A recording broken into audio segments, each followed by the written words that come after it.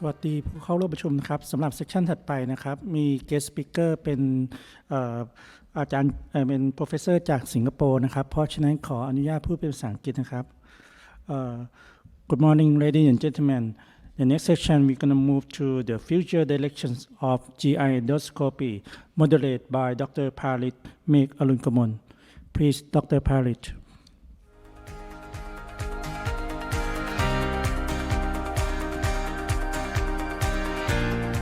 Good morning, everyone. Thank you very much, Soonthorn. We're going to shift gear a little bit to the future direction of GI endoscopy. We have an exciting talks for you. Today, we are honored to have to be joined by Professor Leong. Professor Leong is a chief and senior consultant at Changi General Hospital, Singapore. He's also a professor of clinical medicine at Duke and US Medical School. We are also joined by Dr. Patommatat, Bhanthumkomol, who's an advanced endoscopist at Thammasat University. He's also going to be sharing with us an exciting talk on the tips on how to improve our colonoscopy. And without further ado, I would like to invite both speakers into the panel. And we're going to start our session with Dr. Patommatat's talk on tips for better colonoscopy. Dr. Patommatat, please, if you can share with us. So hello everyone, it's a great honor to join the ASEAN Gastro 2021. So I'm the first one, so I will share my first topic about the basic for colonoscopy. So many tips, but very less time. So I will summarize as good as I can get. Okay, so let me share my slide.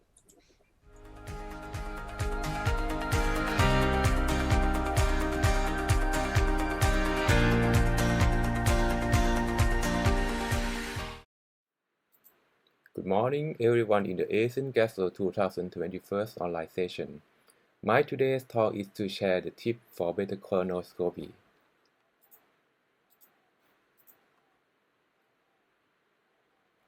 Colonoscopic efficacy varies widely among endoscopists, and lower quality colonoscopies are associated with higher interval cancer incidence and mortality.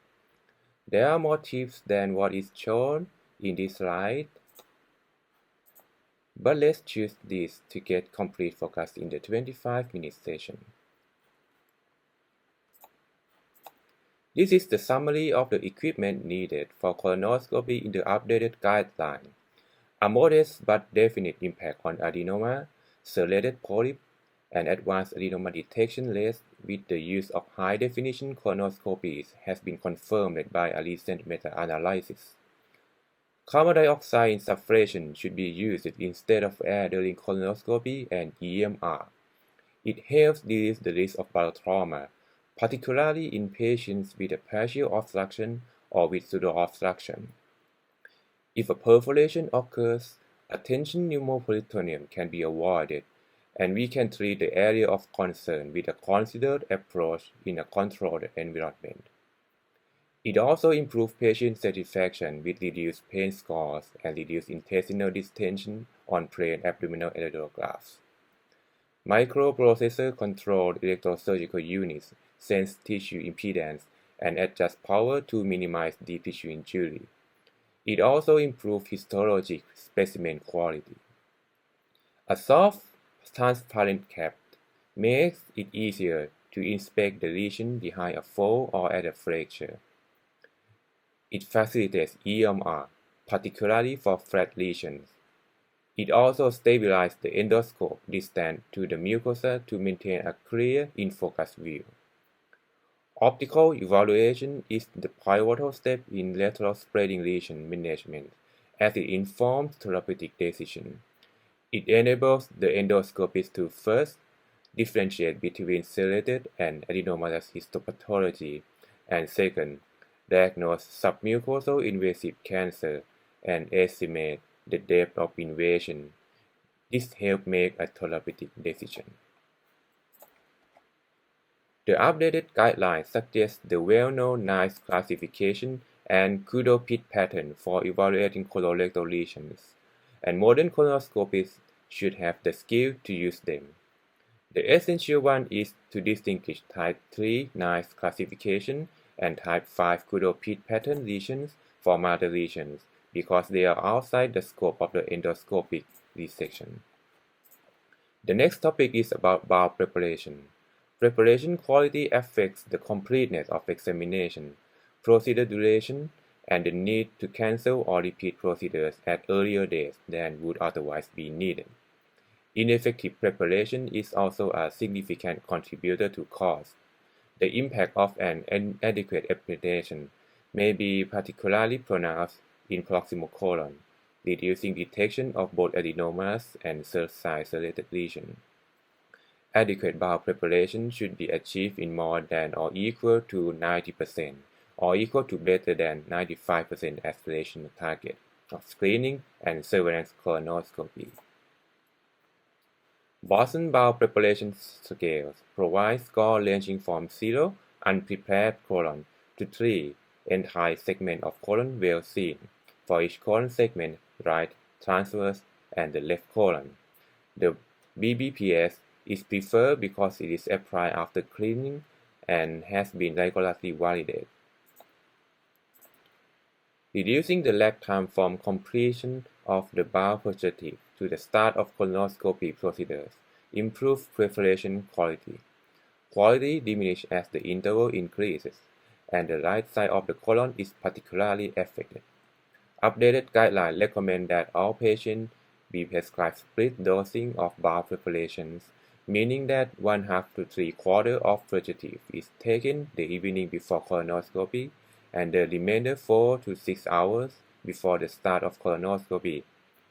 The split dosing regimen is superior compared with the evening regimen in terms of bowel cleansing, adenoma detection, including a subgroup of advanced adenoma and size-related lesions.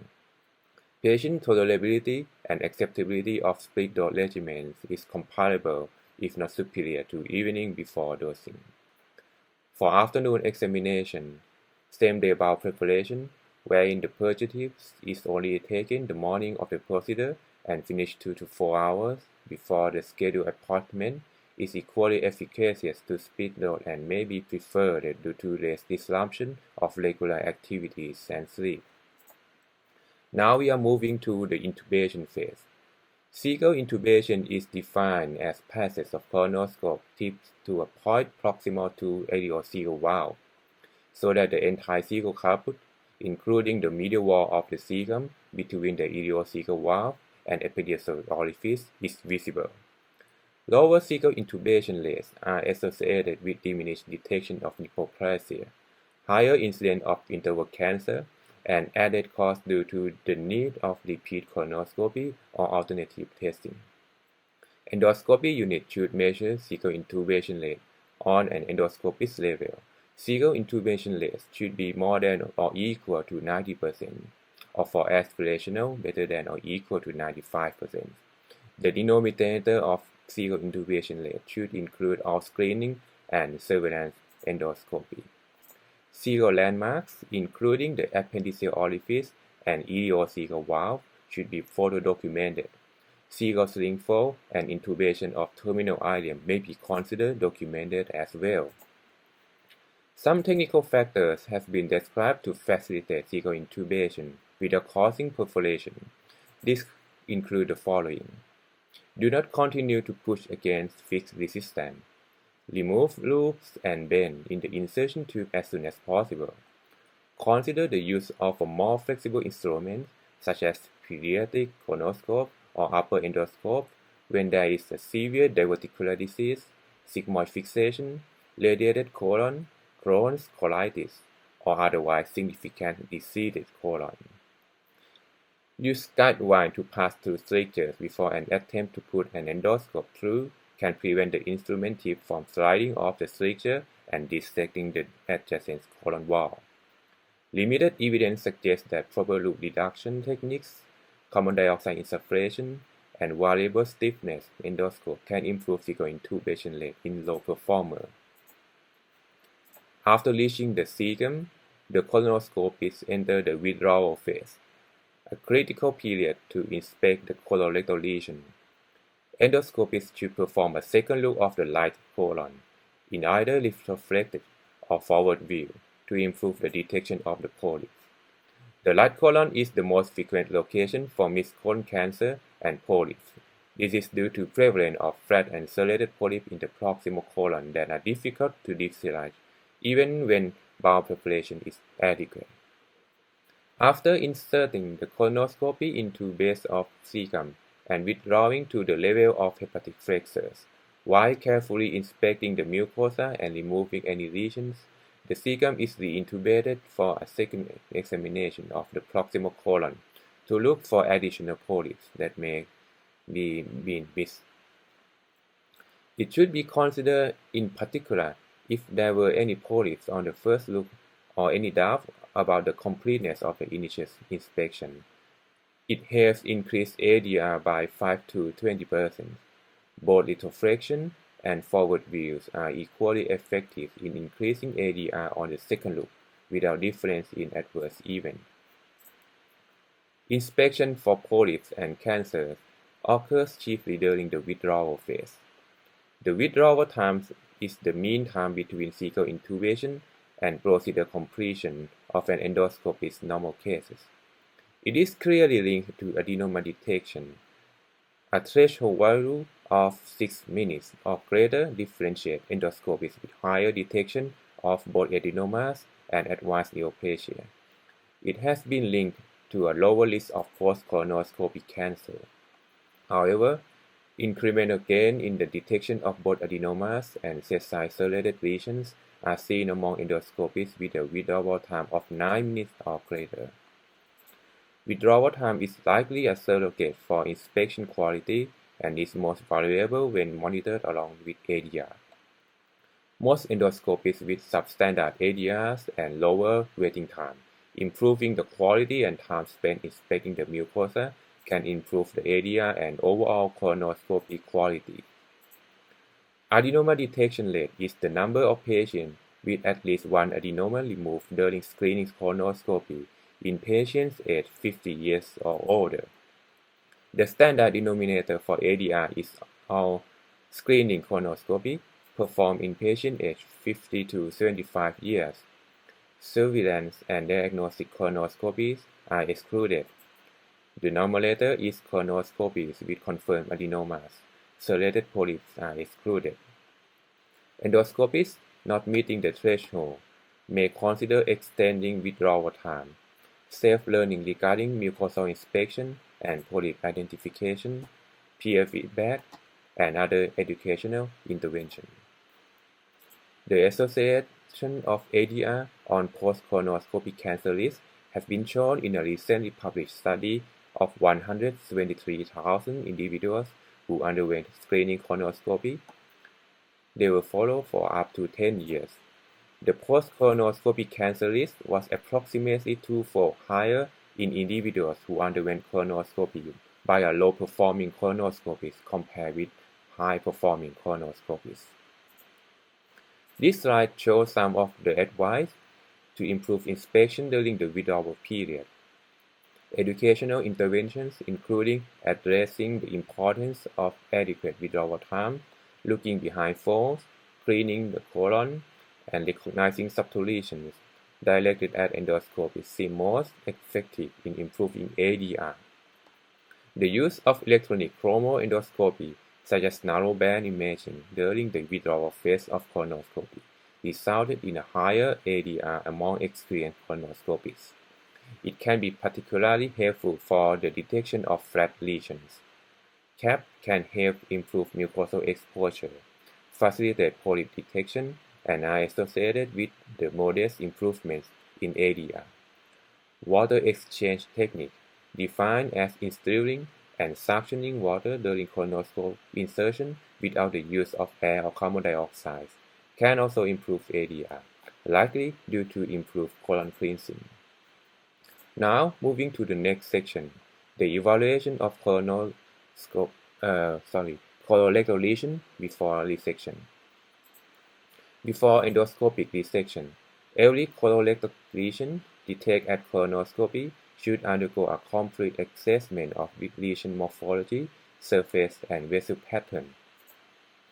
The Paris classification of superficial neoplasia should be used for morphology classification in combination with surface topography, which is granular or non-granular. Lesions are classified as polypoid or type 01, which include both pedunculated and sessile morphology. The polypoid lesions are greater than 2.5 mm in height. They can be measured by positioning close biopsy forceps next to the lesion. Flat lesions or type 02 consist of slightly elevated, flat, and slightly depressed morphologies. Lesions with the third morphology, excavated or type 03, are rarely seen in the colon. In larger lesions, sometimes it has combined type, for example, type 02A plus 01S. Lesions in the colorectum that are more than 10 mm, flat or sessile shape, and extend laterally in contrast to ventrically along the colon wall are lateral spreading lesions or lateral spreading tumors. These lesions are further classified into two distinct phenotypes, LSTG, which has nodular surface, and LSTNG, or non-granular, which has a smooth surface. The morphologic subclassification of LSTs facilitate the endoscopic removal plan, as they inform about submucosal fibrosis or the risk of submucosal invasion. Granular type LSTs have a nodular surface and are composed of a homogeneous event size LSTGH and mixed LSTG-NM nodular surface. LSTG with event size nodule tends to grow laterally to very large diameters with a low risk of developing submucosal invasion less than 2%, or significant fibrosis regardless of size. Current guidelines regard this type as the only type where the risk of submucosal invasion can be ignored. Another one that needs to be looked at is sessile-serrated lesions.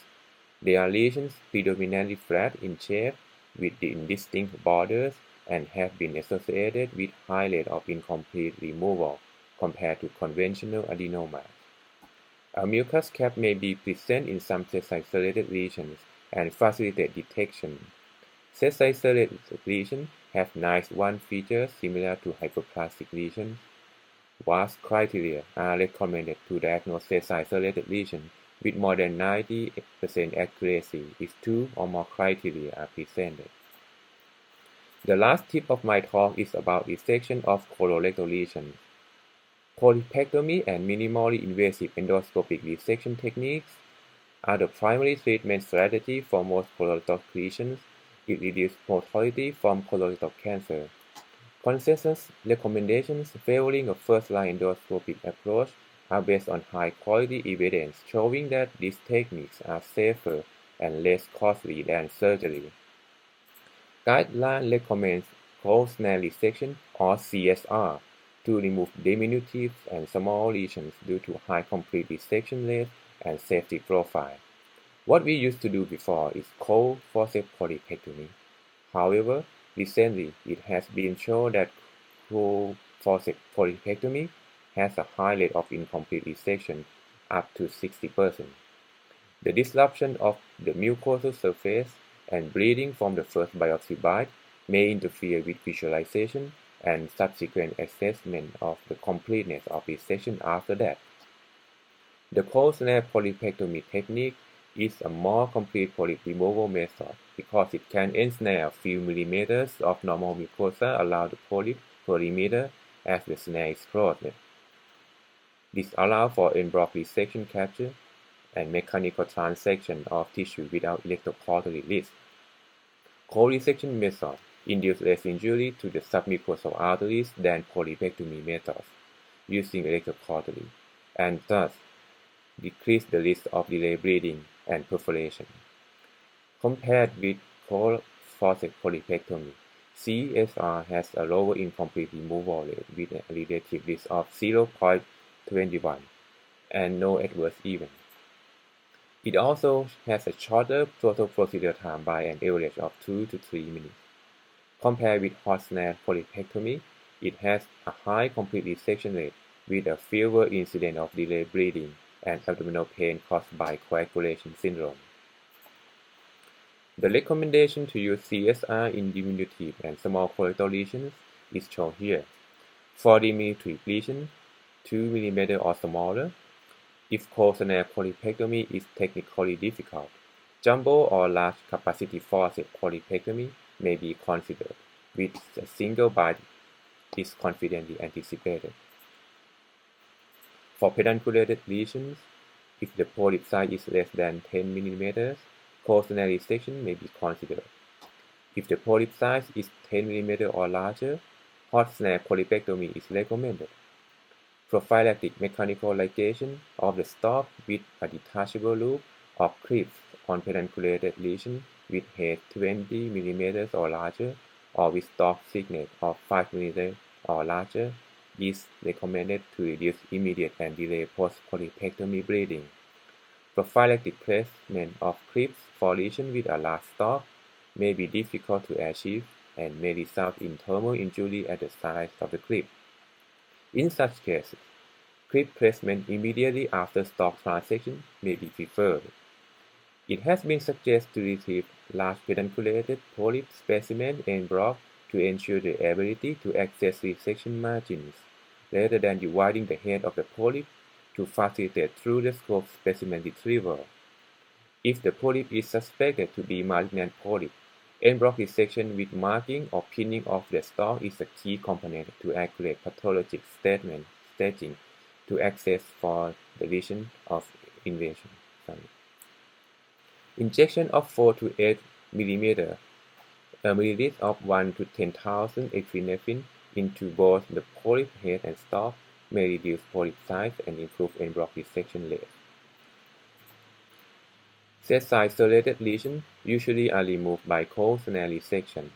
However, if they are large or contain optical features favoring dysplasia, such as nice tooth feature or nodular surface, EMR is preferred.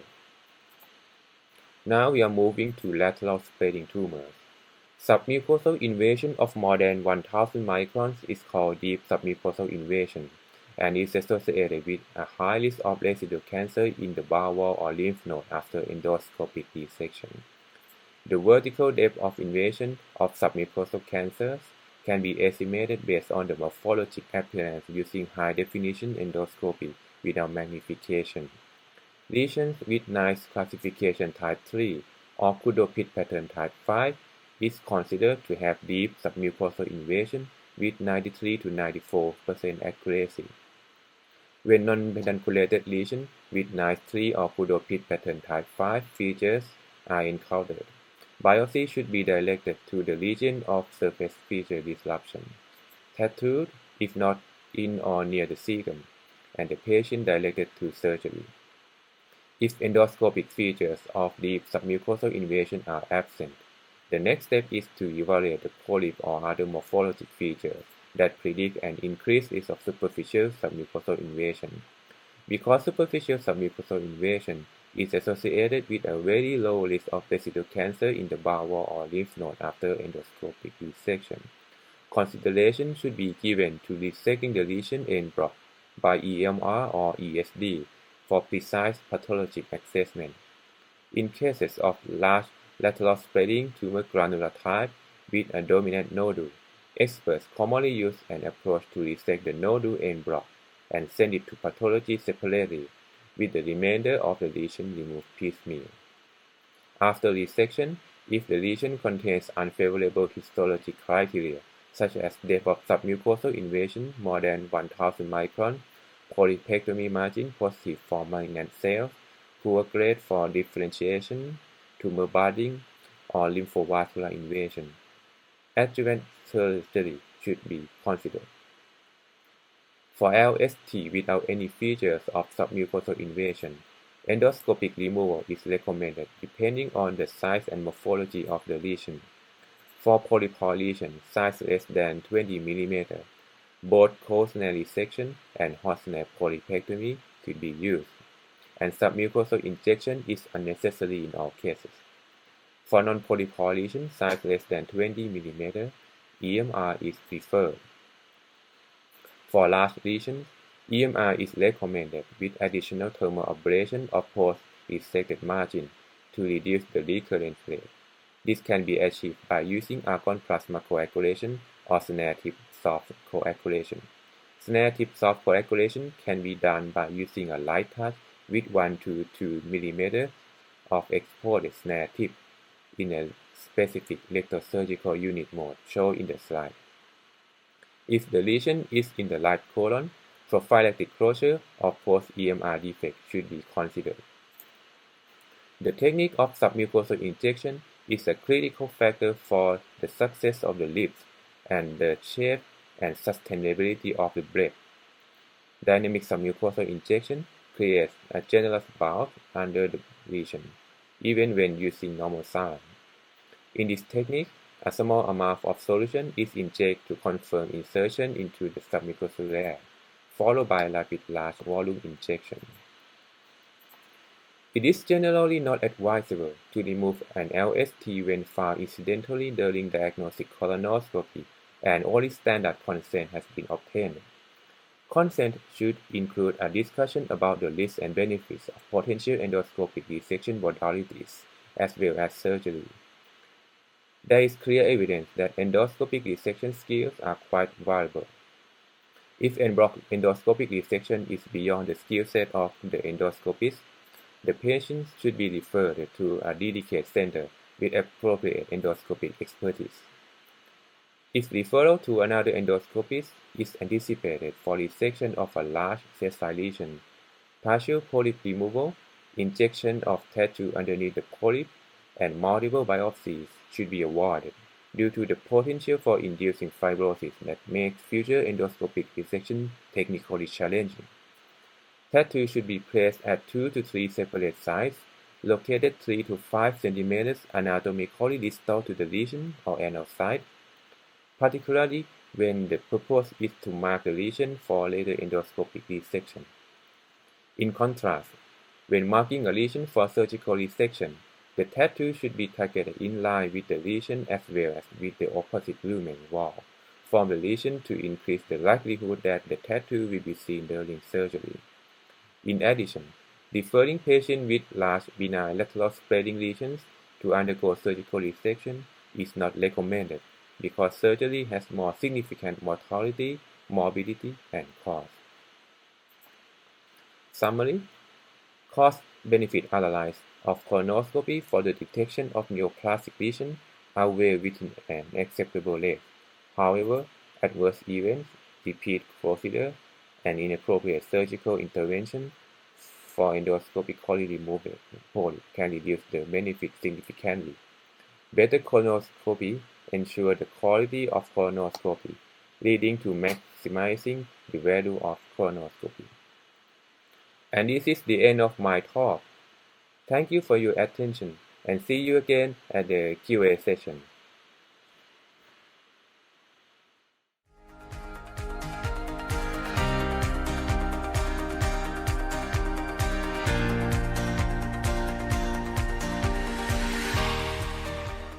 Thank you very much, Dr. Patommatat, for such a comprehensive and practical talk. I'm sure we all have the problems of going into the colonoscopy and found polyps that we don't expect to see, or maybe larger than what we are comfortable of removing, and that's such a practical way of how to approach these type of polyp.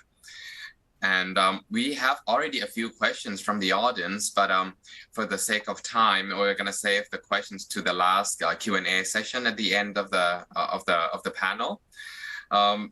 Professor Ang Krab, I think we have like a few questions from the audience too on if there's any role on the AI, artificial intelligence, to detect these polyps. And I think your talk is going to briefly mention these as well.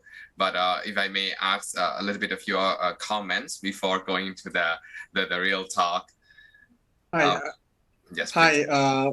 I think there is if you have the AI system available, I think the current data would suggest that AI can help us detect more polyps. So I guess it's a matter of trying out. But of course, if you do not have the AI system available, it doesn't matter. By doing meticulous colonoscopy, we can still improve our detection rate. Maybe I'll share more details later during the talk itself. Thank you very much. As we all know that Professor Ang does not really need introduction in this field. He's one of the world-renowned expert advanced endoscopist and AI and image enhanced endoscopy experts. So we'll get into that soon. But for the next talk, I'm gonna briefly run a summary on what's new and what's the latest updates on advanced endoscopy field. And this is probably going to be just an introduction on many exciting fields that's currently evolving in endoscopy. Without further ado, and for the sake of time, I'll just run on my lectures, and then we'll get into the questions that we've all been waiting for.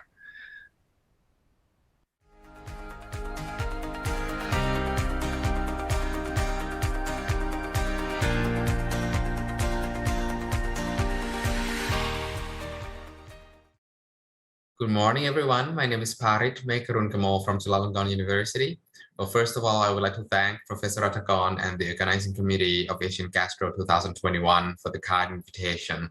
It is indeed an honor to be here, and my talk today is going to be the topic of the latest innovation of GI endoscopy, a topic so broad that obviously cannot be summarized in a 20-minute talk here, but I'm going to try my best. Well, it is hard to believe that in less than 50 years ago, this is how we see someone's rectum and sigmoid. And if we had stayed still since then, we would all have poop all over our faces. But luckily, we did not.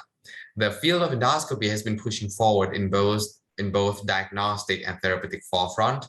And that's going to be the outline of my talk today, to focus on the latest evidence and the exciting field of image-enhanced endoscopy, confocal laser endomicroscopy, the therapeutic endoscopy in motility system, and endoscopic full thickness resection, and bariatric endoscopy. So what's new in diagnostic endoscopy? The image-enhanced endoscopy has been dominating the field since its first conceptualization in 1990, and almost all commercialized endoscope now has a built-in image-enhanced system. Comparing to 2008, where the equipment-based image-enhanced endoscopy has just been published, back then only a few proof-of-concept studies around. Comparing to now in 2021, the role of IEE has been cemented itself in many international guidelines through randomized controlled trials. As a matter of fact, earlier this year, there has been an interesting study comparing the magnifying chromoendoscopy, which was once believed to be a gold standard of IEE, to the equipment-based enhanced endoscopy. And not so surprisingly, we found that the accuracy of both methods are similar, while chromoendoscopy took significantly longer time. And that's one of the reasons why AGA has published its guideline last year, recommending that even with colorectal polyp evaluation, especially in the large polyp, NICE classification and Kudo classification should play a role there, determining the resectability of the polyp, which has led to an ACE framework proposed by Dr. Zoe Techno's group, published in GIE earlier this year. For example, this polyp, just appearance alone, there are some features that suggest malignancies, such as lateral spreading and surface granularity. But when you look closer with narrowband imaging, you can see that there are some irregularities on the microvascular surface and irregularities of the pit pattern, and suggesting that this is at least a NICE 2 or Genet 2B polyp. And can be safely resected because there's no signs of deep invasion, but it should be resected en bloc because there's a possibility of intramucosal adenocarcinoma.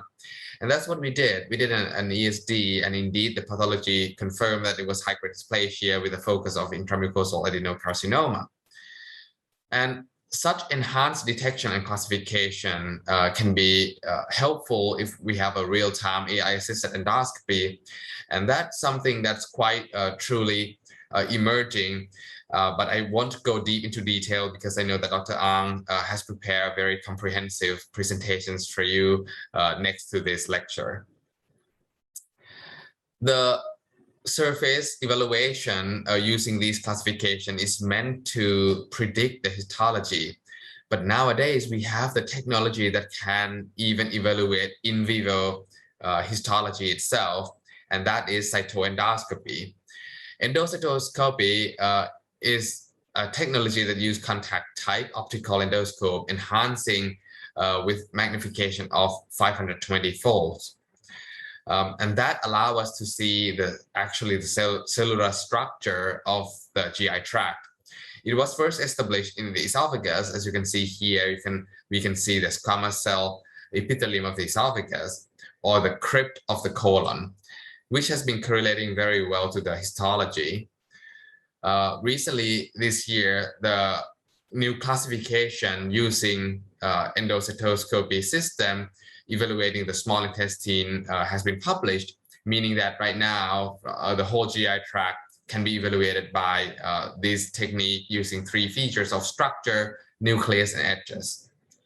The ECD classification, if it's class 1, you can see the uniformity of the villi and the regular edge around the cells right here, comparing to the ECD class 2, where the nucleus ratio has increased a little bit and there's some irregular edge, as opposed to the ECD class 3, where there's a lot of irregularities on both edge and structures and very high nucleus cytoplasm ratio.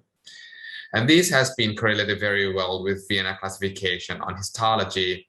But the shortcomings of this technique is that it requires certain models of endoscope, which is not readily available in all centers, and the agreement of among non-experts are pretty low. Similar technique using an in vivo histologic evaluation is a needle-based confocal laser endomicroscopy that we use to evaluate the pancreatic cyst. As you can see here in this video, that cellular projection is seen inside the cyst of the pancreas. If you can see a papillar projection like this, it's almost certain that this is IPMN. And we can diagnose this just by looking at the in vivo histology through the NCLE alone without actually having to biopsy the lesion. Earlier this year, this meta-analysis has been published in Endoscopic Ultrasound, showing that pool diagnostic yield of NCLE was actually higher than EUSFNB, while the total adverse events and technical success rates were comparable. This has exciting implication where from now on diagnostic endoscopy using these adjunct modalities can replace the conventional ways of acquiring the tissue pathology. Moving on to the therapeutic front of endomotility, we all know of POEM, which has been around for 20 years now, treating patients with achalasia using a technique called mucosal flap and submucosal endoscopy. The submucosal dissection allows the endoscope to enter another plane of GI tract that allow us to do a full thickness resection of the muscle. The POEM has become the standard of care for patients with achalasia based on multiple landmark studies, such as this one here in JAMA 2019, comparing POEM with pneumatic dilatation. And not surprisingly, we found that patients who received POEM has better clinical outcome and also has lower recurrence rate of symptoms. Another landmark study published in New England Journal of Medicine comparing POEM to hallucinotomy show that POEM tend to have higher efficacy, but the study was designed as non-inferiority trial. So the conclusion was that POEM is as equally effective as hallucinotomy with shorter hospitalization rate and also less adverse events rate. However, roughly 10 to 15% of patients who underwent POEM did not have clinical response. So the diagnostic innovation assisting POEM has been invented, including OCT, optical coherence topography, the technology that's used to evaluate retina by ophthalmologists, and EndoFlip, which is used to have a real-time evaluation of physiologic features of lower esophageal sphincter.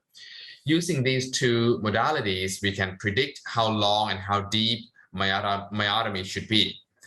And one of the recent studies show that there's also anatomical variation of lower esophageal sphincter evaluated by OCT. Something similar to our finding from Chulalongkorn group that use EUS to evaluate the LES. And we did find that there are 50% rate of asymmetry of LES, where anterior wall is usually thicker than the posterior wall. But myotomy can be done on the ipsilateral side or contralateral side of the thickened area of the LES with the same clinical outcomes. The Achilles tendon of the procedure itself is not the techniques, but it is because of the post-myotomy reflux. We know that the reflux rate is very high, higher than the pneumatic dilatation and Heller's myotomy, and it's been reported as high as 30%. And that's why F-POEM was invented, the POEM with fundoplication. In 2019, Professor Inoue published this new technique using submucosal endoscopy, go beyond the esophageal wall. And this is how he did the anterior myotomy. And after the full thickness myotomy, he can easily go outside the esophagus into the peritoneal cavity, seeing liver and gastric fundus, and use a simple conventional technique like clipping an endoloop to grab the gastric fundus into the distal esophagus, allowing the gastric fundus to form a loop like a fundoplication, mimicking Nissen fundoplication in this picture. So in conclusion, achalasia has gained its foothold on the treatment of new POEM has gained its foothold on the treatment of achalasia. And if someone who has type 3, POEM is usually the first modality of choice. And in type 1 and type 2, POEM is still comparable to both Heller's myotomy and pneumatic dilatation. If reflux is of concern, F-POEM can be offered. Another disease that's equally debilitating as achalasia is gastroparesis, though it's much rarer. The pathophysiology of gastroparesis involves the dysmotility and delayed gastric emptying, which is involved on gastroenteric motility and pyloric clearance. And that's why pylorus-directed therapy targeting on the relaxing the pylorus and pyloromyotomy play an important role in global gastric emptying. G-POEM use the similar technique like POEM to create a submucosal tunnel into the antrum area and find the pyloric muscle to do a complete pyloromyotomy. As in this video here, you can see the submucosal injection technique is similar. Once the submucosal plane is entered, then the pyloric muscle can be identified easily at the end of the antrum. Looks like a semilunar white thick muscle like this, and pyloromyotomy can be performed. Is G-POEM ready for its prime time? And based on the current evidence, I have to say that yes, it is. The impressive clinical response rate has been very promising through midterm and long-term outcome. Though not many randomized control trials is available like POEM, but based on our retrospective data and available evidence suggests that nausea vomiting improves very well with this procedure that has very limited therapeutic options. And scintigraphy has normalized in almost 50% of the patients, which is very promising in such advanced cases. And comparison study comparing between gastric electrical stimulator, which has been FDA approved for humanitarian use of gastroparesis, showed that GPOM has longer and more durable response rate comparing to gastric electrical stimulator. So in summary, clinical symptoms of gastroparesis warrants further workup, including an EGD, a confirmation of diagnosis using gastric emptying scintigraphy. The first line treatment is always diet modification and medical therapies. But if the patient cannot tolerate medical therapies or failed medical treatment, then GPOM and surgery, which is gastrectomy or surgical pylorotomy, can be offered. Another common problem that can be treated with a similar endoscopic technique is esophageal diverticulum. As we all know, there are many types of esophageal diverticulum, and by far Zenger is the most common one. Traditionally, we treat this with direct septotomy, but it is associated with high recurrence rate. So having a Z poem or Zenger poem or D diverticular poem using a submucosal tunneling technique at the diverticular neck like this, driving the scope into the submucosal plane over the directly over the septum, allow us to be able to do a full thickness complete septotomy. And this is the muscle septum seen under the tunnel. And once we identify the thick muscle that separates the diverticular and the esophageal lumen, we can use the encapsulated tip knife to do a direct myotomy like this.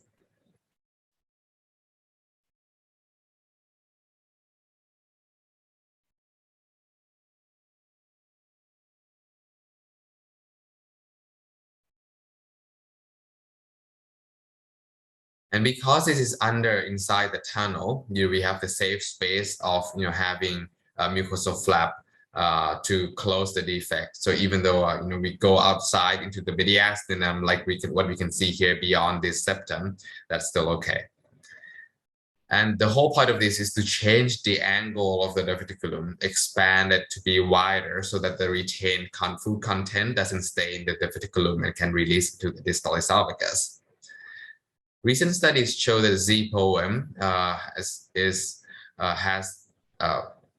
much efficacy in terms of decreasing symptoms before comparing to after myotomy. And even though it is a small study, the technical success rate and clinical response were quite promising and successful at 96%. Comparing between the conventional method of flexible versus rigid direct septal myotomy compared to Z-poem to do a direct septotomy, we found that the Z-poem has higher clinical success rate compared to both rigid or flexible septotomy. That is a similar result to this meta-analysis published earlier this year, showing that patients who has Z-poem has improved symptoms and with equally adverse events rate than direct septotomy. Another motility disease that can be treated using the submucosal technique is Hirschsprung. You can see here on the left side, the patients whose anal canal is aganglionotic, causing marked dilatation of the proximal colon. After doing perectal endoscopic myotomy, cutting the a part of anal sphincter and the distal rectum muscle, we found that the transitional zone has widened and the contrast can be released. This also correlates well with symptoms, finding that the stool frequency has significantly improved, with mean laxative usage was also significantly decreased in up to almost 2 years follow-up.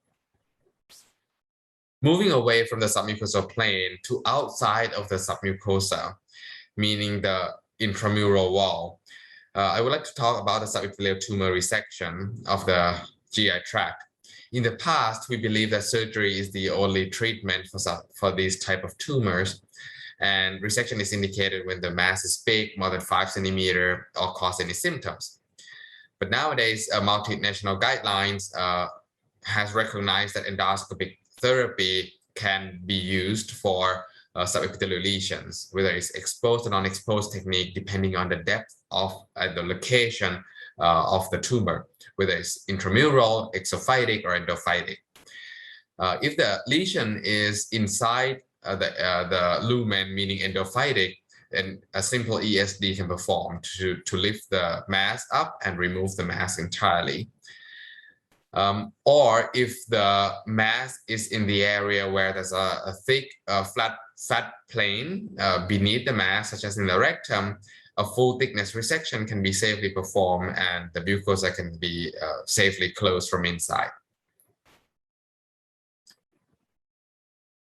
But what if the mass is exophytic or very intramural?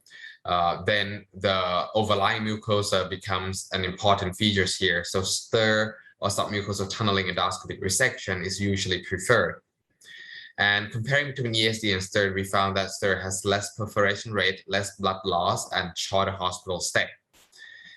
The procedure commences like this. Once we found the mass, we do a mucosotomy just above the mass, 2 or 3 centimeters. To get inside the submucosal plane, we do a similar what we do on POEM. And as soon as we enter the submucosal plane, what we're going to see is going to be the mass in front of us. And typically we dissect around the mass first, and we leave the part where it's tethered to the muscularis propria, the last process, because you really have to dig deep inside the muscularis propria to scoop the mass out and to minimize perforation, air leak, and infection rate. Then these techniques can be safely performed. Small subepithelial lesions can be removed using a band ligation assisted technique, especially in a lesion like this where the location is very, very difficult just below the GE junction. So what I did here was just to inject the overlying mucosa so that it allows some space between the mass and the mucosa. And then we do a regular cut. We cut the mucosa open just to allow the underlying mass to be exposed like this. Once it is exposed enough, what we'll do next is to use a cap to suction the mass inside the cap and band it. Once it is banded like this, we snare below the band, leaving the overlying mucosa intact. So even if you see a full thickness perforation like this, as long as the overlying mucosa is intact, it can be safely closed. ASG is published guideline 2 years ago, stating that exposed and non-exposed EFTR and STIR technique are emerging as less invasive alternatives to surgical resection of subepithelial tumor. In our institution, if the tumor size is less than 2, we do a periodic surveillance. If it's larger than 2, we get tissue sample first, whether it's bite-on biopsy or in the US. And EUS will tell me what approach should we do. If there's deep invasion or lymphadenopathy, then surgery would be the only way. If it's something superficial above the 3rd layer, then ESD would be fine. But if it's deeper, intra or extramural or 4th layer origin, then STIR or EFTR should commence. The last topic I would like to talk about today is endoscopic bariatric endoscopy. Bariatric endoscopy is an emerging field to help patients with obesity, especially in Asian populations where obesity is used to believe that it's very rare, but now there's a raging pandemic of obesity across Asian countries. ASGE published a PV statement that bariatric endoscopic modalities should have success rate more than 25% excess weight loss with less than 5% adverse event rate. And most of our modalities available meet those criteria. The pros of endoscopy is that it's less invasive, less expensive, reversible and repeatable, and can be combined with other therapy. Our options include 3 main mechanisms. 1, gastric remodeling. By far the most common one is ESG, endoscopic sleeve gastroplasty. or delay gastric emptying by using intragastric balloon or bypass absorptive small bowel. The first option is space occupying intragastric balloon. Its mechanism is not just space occupying, but also delay gastric emptying. The advantage of a gastric balloon is that it's very easy to put in and very easy to remove. But the downside is that it is approved for only less than 12 months placement. And after removal of the balloon, patients usually gain weight. Duodenal mucosal resurfacing use the technology combined between EMR and RFA and APC. Basically, we inject the mucosa of the duodenum to lift it away from the muscularis propria, and then we use heater probe to ablate the mucosa, preventing the absorption of nutrients along the proximal small bowel. This is shown to improve a lot of metabolic profiles, including NASH and A1C. But the modalities that has been the most popular is by far ESG, using the endosuturing device to do application of the stomach between the anterior and posterior wall of greater curve. And this has shown a very promising result, as you can see here, that after the application, the gastric volume is reduced approximately by half. A recent meta-analysis showed that out of almost 2,000 patients, the mean decrease in BMI excess weight loss was almost 60%, which is very impressive. And it's been shown to be equally effective as surgery. TAGE and TSMBS joint addendum has stated that the patients whose BMI above 37.5 should go to surgery, while patients with BMI of 32.5 and 37.5 should have endoscopy as the primary treatment. So it has been recognized internationally and in national level as well. Transoral outlet reduction used the similar techniques to suture the gastrojejunal anastomosis in a purse string manner to help battle weight regain after Roux-en-Y gastric bypass. So this is what it looks like after TORI was performed. So in summary, there have been exciting fields of both diagnostic and therapeutic endoscopy. Unfortunately, we don't have time to go on to EUS and ERCP front, which is another talk in its entirely. But luminal side, the endomotility, the EFTR nodes or bariatric endoscopy is equally as exciting. So I would like to conclude my talk with this. With the favorite quote of mine from Dr. Mayo, that the glory of medicine is that it is constantly moving forward, that there is always more to learn. And that is exactly what we're doing now, pushing forward the field of endoscopy to improve the quality of life of our patient. And with that, I would like to thank you for your attention and welcome any questions. Thank you very much.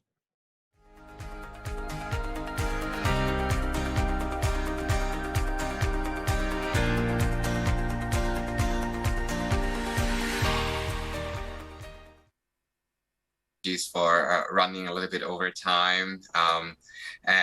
Well, that's like I mentioned before, this is probably just an introduction to another lecture, the last lecture of our session today, which is very much exciting field of artificial intelligence of endoscopy, and something that's probably is going to change the face of our field over the next decades to come. We have a few questions from the audience, and I would like to remind everyone that all questions are welcome. Please feel free to put in the chat on the chat box, and we'll do our best to answer them as many as we can. Even though we cannot answer them all live, we'll answer them in the Q&A session, in the Q&A box. So please, by all means. Well, without further ado, our last lecture today, we have the honor of having Professor Leong from Singapore to enlighten us on the artificial intelligence of endoscopy. Professor Ang, if you can please give us the honor, the floor is yours.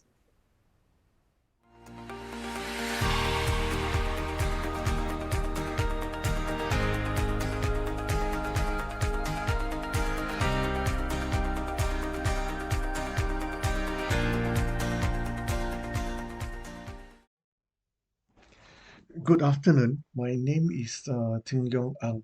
I'm from the Department of Gastroenterology and Hepatology, Changi General Hospital, Singapore. My task today is to talk about artificial intelligence in GI endoscopy.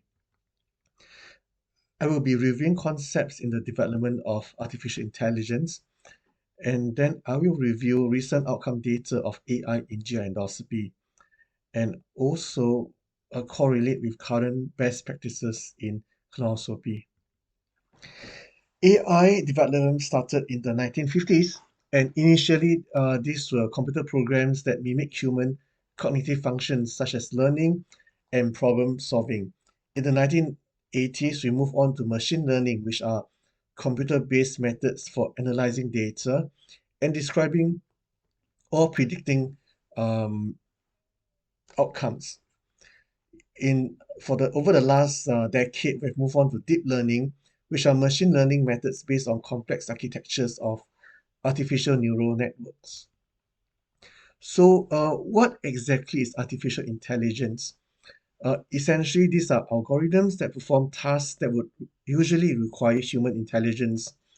And machine learning is a subfield of AI where algorithms are trained to perform tasks by learning patterns from data rather than by explicit programming. And deep learning is a form of AI where algorithms learn a composition of features that reflect a hierarchy of structures in the data and then provide detailed image classification output. So just to illustrate what I mean through this figure, in classic machine learning, the engineer will actually extract the features, classify it, and then it is used by the algorithm to generate an output of whether, for instance, it is a polyp or not a polyp.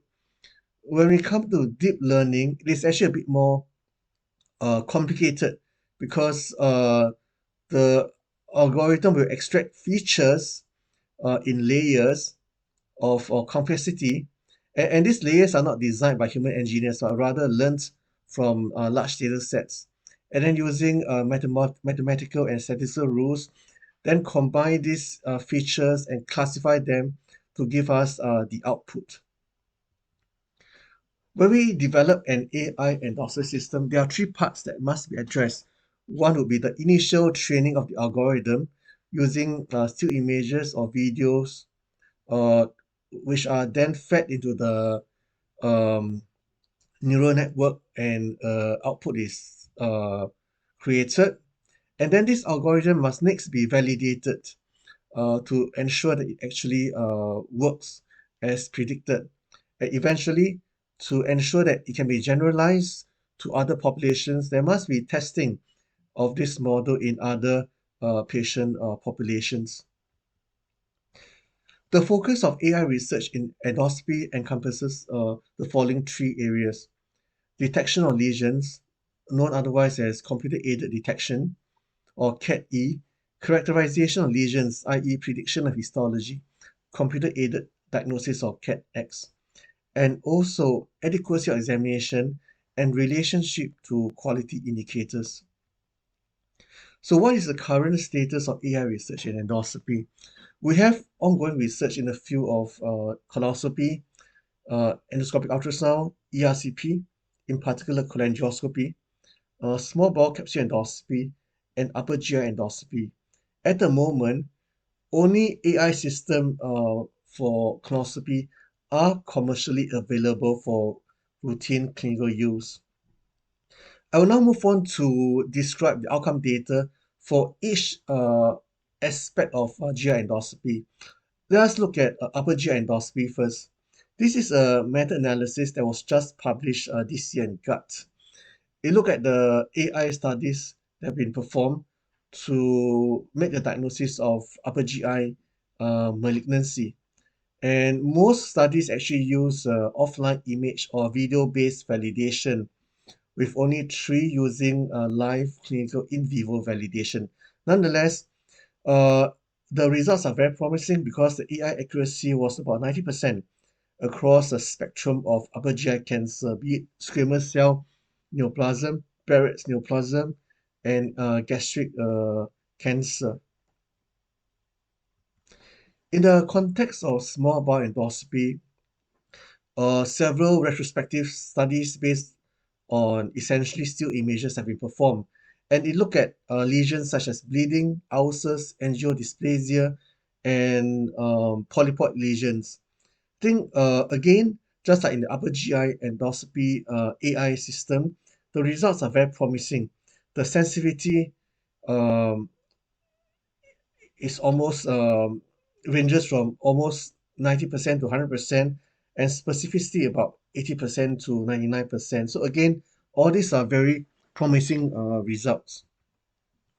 In terms of pancreatic biliary endoscopy, uh, the data are more limited compared to other aspects of GI endoscopy. There have been 3 recent publications in the field of endoscopic ultrasound, and we will briefly look at all these 3 papers. These include the use of AI to differentiate between uh, autoimmune pancreatitis and cancer, to differentiate the different types of polyps, and to differentiate between GIST and leiomyoma.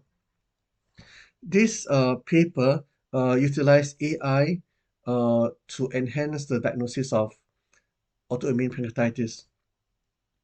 And essentially, they compared the prediction made by AI model versus that by endoscopists to differentiate AIP from other conditions such as cancer, chronic pancreatitis, and normal pancreas as a group, and also to differentiate specifically between AIP and cancer. And you realize that the AI model actually outperformed the endoscopists in terms of sensitivity.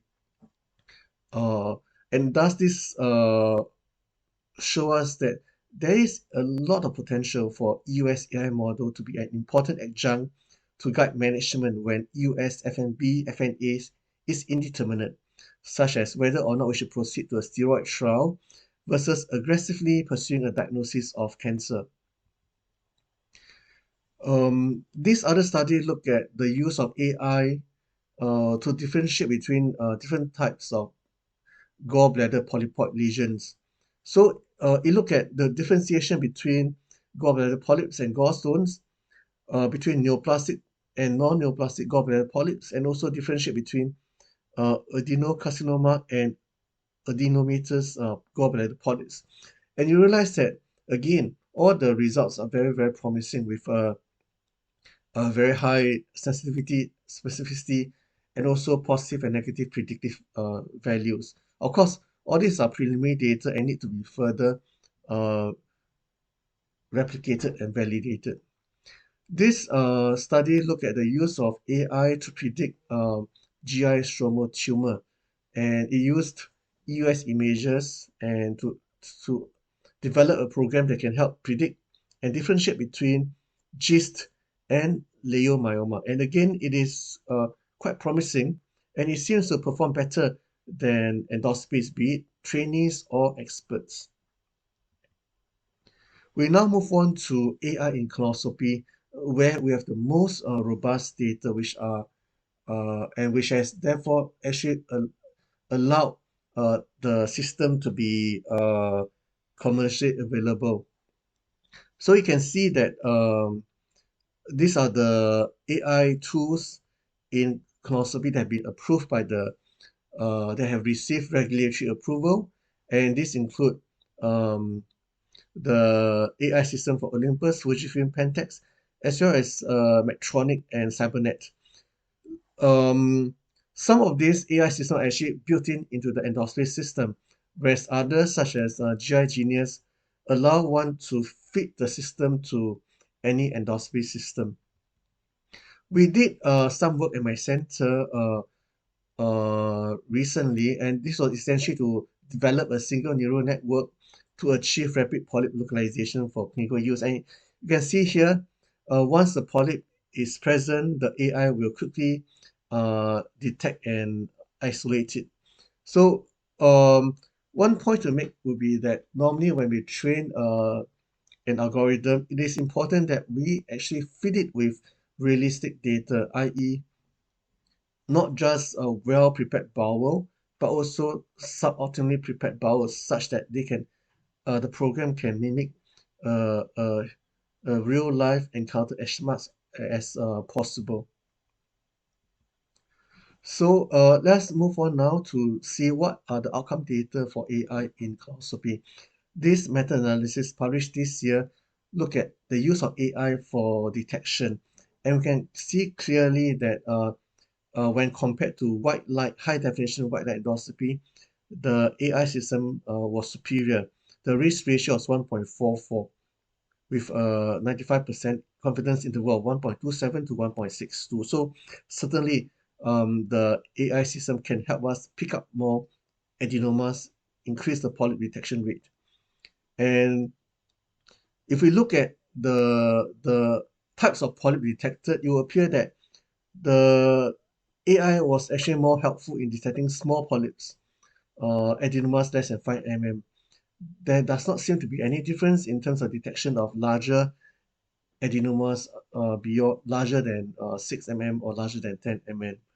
And I guess this reflects the reality because large adenomas are actually more obvious and hence will be easier to detect by the endoscopies. The meta-analysis also look at the shape of the polyp, and it appears that the AI was helpful not just for polypoid adenomas, but even so for flat lesions. And flat lesions are lesions that we tend to miss when we perform endoscopy, and hence the fact that the system can help us detect such flat lesion is very, very reassuring. This other meta-analysis look at not just the direct comparison of AI with high definition white light, but also indirectly compared AI with other techniques to improve detection rate, such as image enhancement endoscopy techniques, chromoendoscopy, FICE, BLI, NBI, as well as mucosal exposure techniques such as the distal cap, endocuff, fuse, and so on. So if we take a step back, the different techniques actually focus on different aspects of colonoscopy to improve the detection rate. So techniques such as chromoendoscopy or image enhanced endoscopy actually helps to highlight flat lesions that may be otherwise missed during white light endoscopy. On the other hand, mucosal exposure technique help us to actually flatten the folds, help us to look behind a mucosal fold to see whether there's any polyp. So hence this study is also quite important because it reflect the actual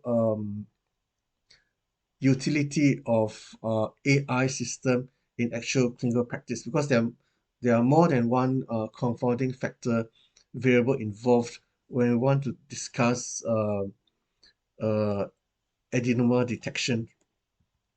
So this meta-analysis suggests that actually AI system was superior to both computer aid with white light endoscopy, which is what has already been demonstrated in the other meta-analysis. It also showed us that it was superior to chromoendoscopy, and also compared to techniques which increase mucosal visualization, such as endocuff and distal cap. So regardless of the alternative modality, AI helped to increase adenoma detection rate. In the context of CSOS-related lesion, there was a numerical improvement in the detection, but this did not reach statistical significance. We all know that colon cancer is one of the leading causes of cancer-related morbidity and mortality worldwide, and the adenoma detection rate has been shown to be relevant because increasing ADR helps to decrease interval colorectal cancer rates, and the key barrier is the adenoma miss rate, and hence when the AI program is able to help increase ADR, it does have a potential impact further downstream in terms of potentially in the long term also decrease CRC related morbidity and mortality. We all also know that the number of polyps detected will determine the surveillance interval for colonoscopy, and hence, if the AI system detect more polyp, therefore it will also change management in terms of making sure that at-risk patients come back earlier for a surveillance endoscopy. We now move on to quality indicators and how AI can affect quality in endoscopy. So we all know that these are the recommended quality indicators in colonoscopy: ADR, withdrawal time, cecal intubation rate. So this randomized controlled study look at the use of AI and its impact on quality assurance. It was RCT of about 700 patients to see whether AI system that monitor withdrawal time and speed, and as well as the adequacy of mucosa exposure, would have an impact. And it shows us that when the endoscopist is aware of their speed of withdrawal, aware uh, of the adequacy of mucosa exposure, it does improve the withdrawal time compared to control.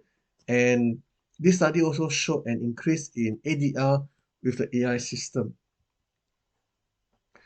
This other recent study again look at the use of AIs in real-time polyp detection, and it shows us that AI system um,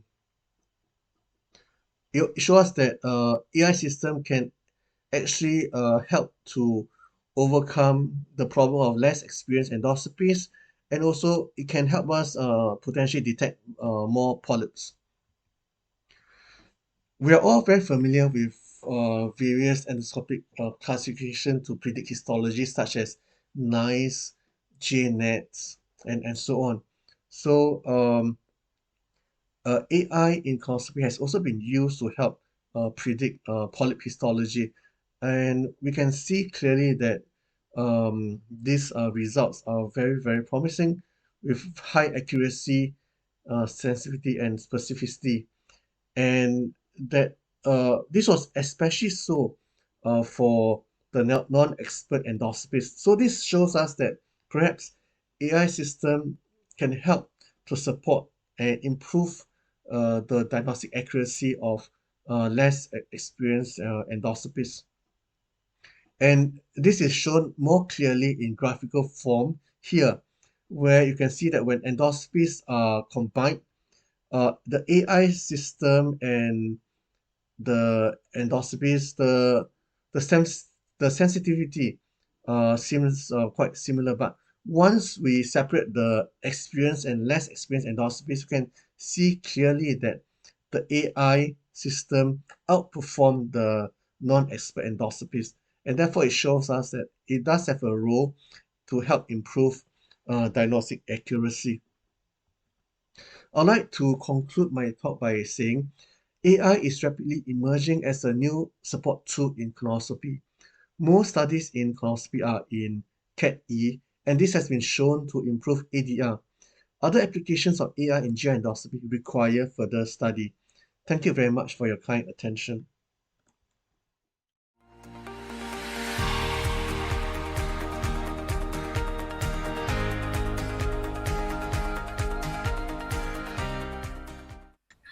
We have only 10 minutes left for this session, but we have like a lot of questions to go through.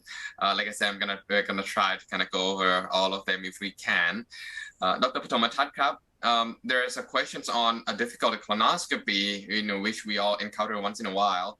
Like, well, how do you think switching patient's position, like prone or the right side, how helpful can it be, or do you have any other techniques that you'd like to recommend, Kap?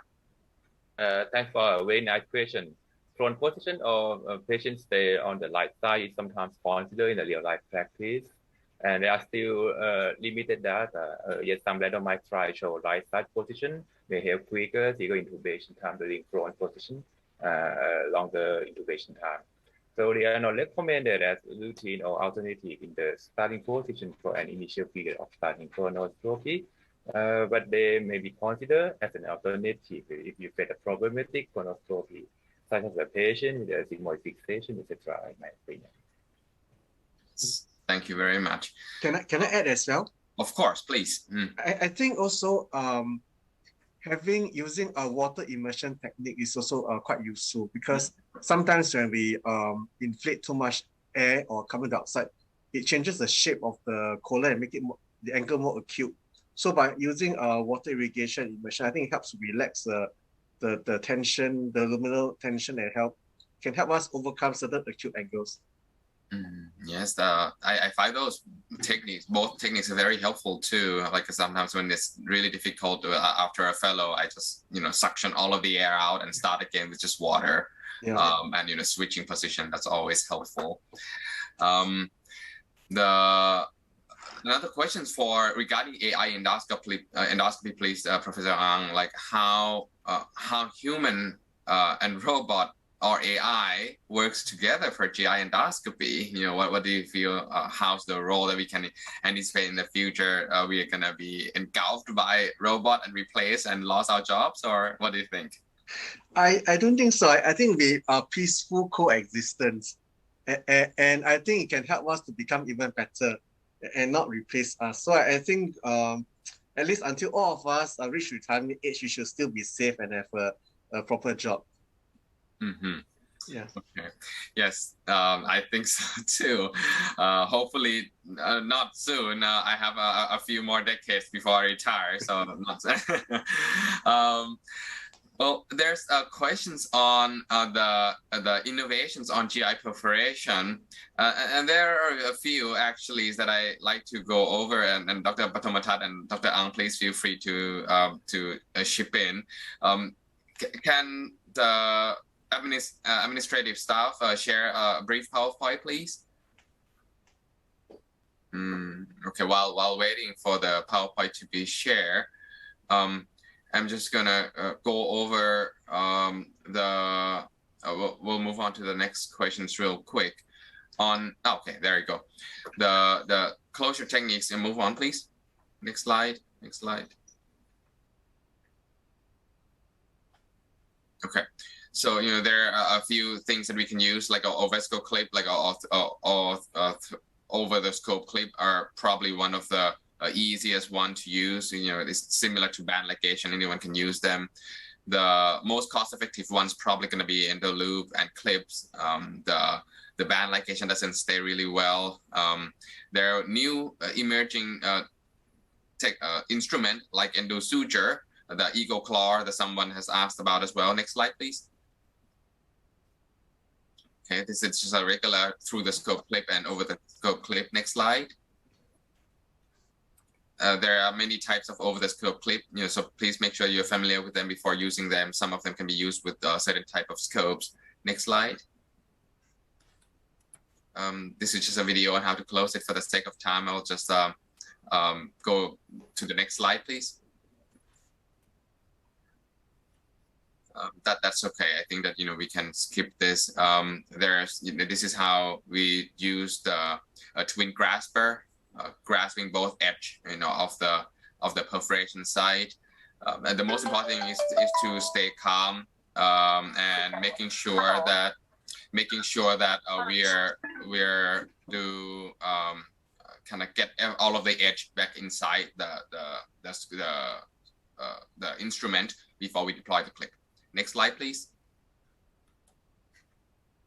Okay, this is the banding. Next slide. It doesn't stay really well.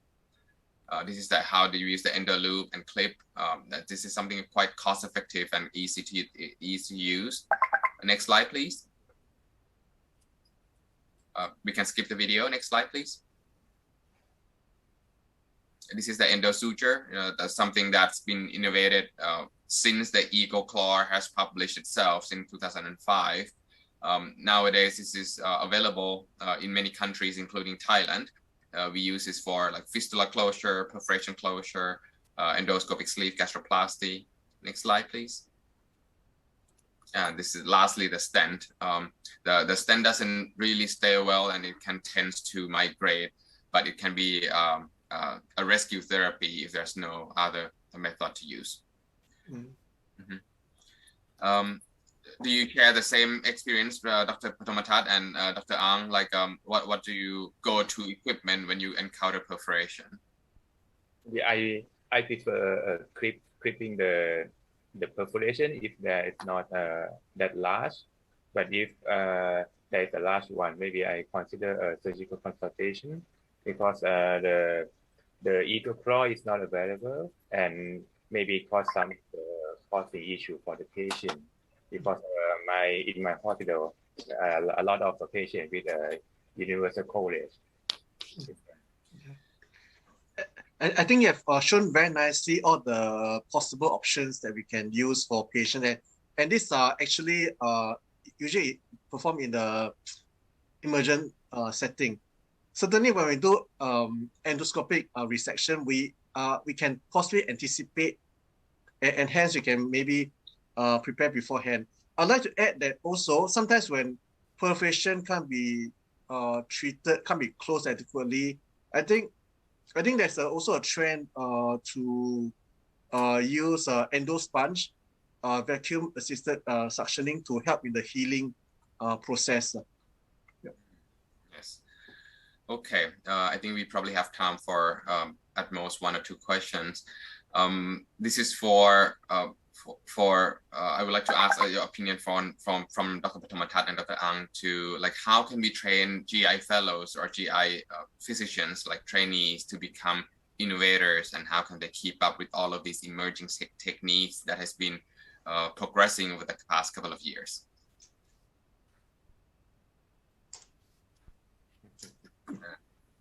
Maybe Dr.